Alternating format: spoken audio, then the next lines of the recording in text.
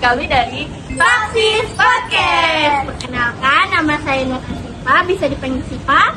Dan kepada Gustawati bisa dipanggil Silva. Saya Natasha Salsabila Maharani, bisa dipanggil Nata.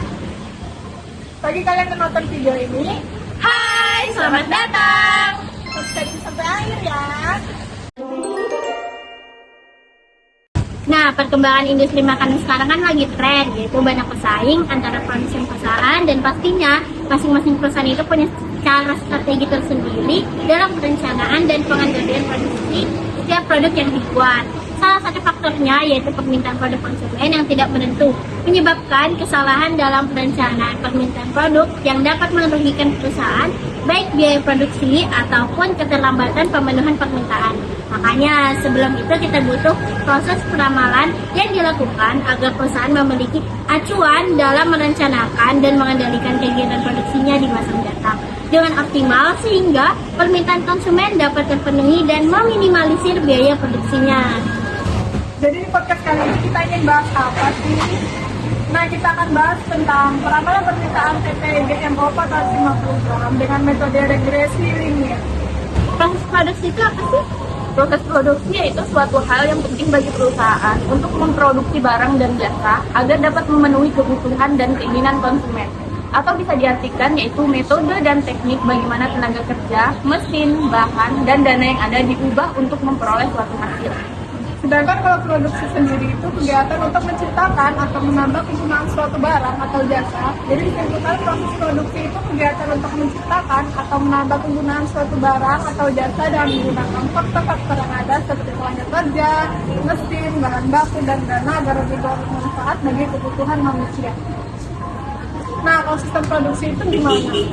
Kalau sistem produksi sendiri merupakan kumpulan dari beberapa subsistem yang saling berkaitan dengan tujuan mengubah bahan baku menjadi bahan jadi. Oh gitu ya. Oke. Nah, jadi di teori permintaan itu ada 3 apa aja sih? Nah, yang pertama menurut Gilarso tahun 2007, permintaan adalah jumlah dari suatu barang yang mau dan mampu dibeli pada berbagai kemungkinan harga selama jangka waktu tertentu. Nah, yang kedua menurut Bangun tahun 2012, permintaan satu barang pada tingkat harga tertentu. Konsumen dapat menentukan jumlah barang yang dikonsumsi tergantung pada harga barang tersebut. Nah, yang ketiga, menurut Karim, tahun 2008, permintaan barang yaitu faktor harga dari komoditas merupakan variabel dependen yang akan menentukan seberapa jumlah komoditas yang bersangkutan diminta oleh konsumen. Jadi itu ada 3 permintaan ya. Nah, kan sesuai judul tuh, analisis peramalan permintaan. Jadi peramalan itu apa sih? Nah gini, jadi peramalan adalah proses untuk memperkirakan berapa kebutuhan di masa mendatang yang meliputi kebutuhan dalam ukuran kuantitas, kualitas waktu, dan lokasi yang dibutuhkan dalam rangka memenuhi permintaan barang ataupun jasa.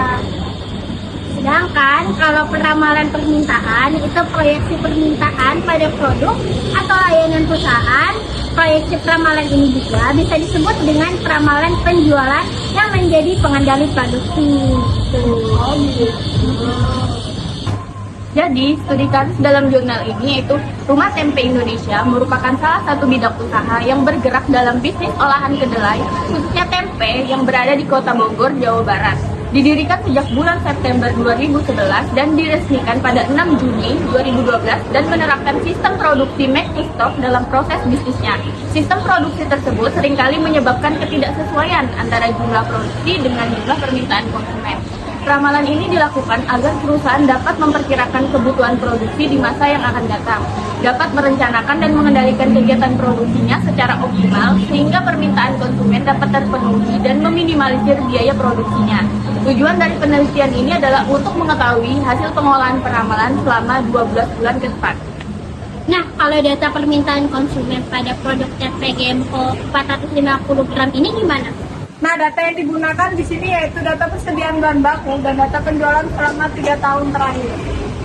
Terus, kalau penentuan pola data permintaan bagaimana? Nah, dari data historis permintaan TPGMO 450 gram yang dapat dilihat ini, maka akan dilakukan pemeriksaan terkait pada pola data permintaan tersebut. Gitu. Nah, dari gambar ini kita bisa lihat bahwa datanya itu cenderung menunjukkan unsur trend karena polanya itu naik. Ini disebabkan karena dari rata-rata jumlah data permintaannya. Sehingga dapat disimpulkan pola itu terdapat dalam data permintaan adalah pola trend. Nah, jadi dari semua penjelasan itu kita dapat menyimpulkan bahwa berdasarkan pengolahan data yang telah kita lakukan, maka dapat disimpulkan bahwa pola data permintaan yang didapatkan dari hasil pengolahan data pada produk PPGMO 450 gram adalah pola data tren. Pola tersebut dapat dilihat dari rata-rata jumlah data permintaan pada produk PPGMO 450 gram yang dimana pola datanya cenderung naik. Kemudian metode yang digunakan adalah regresi linier dengan ramalan permintaan 12 periode mendatang.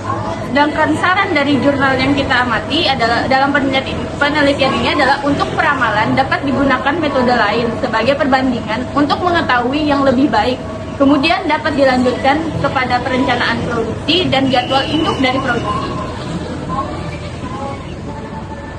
Jadi sekian dulu jurnal podcast kami. Terima kasih sudah stay sampai akhir. Jangan lupa like, share, and subscribe. Thank you for watching. See you in the next video. Bye.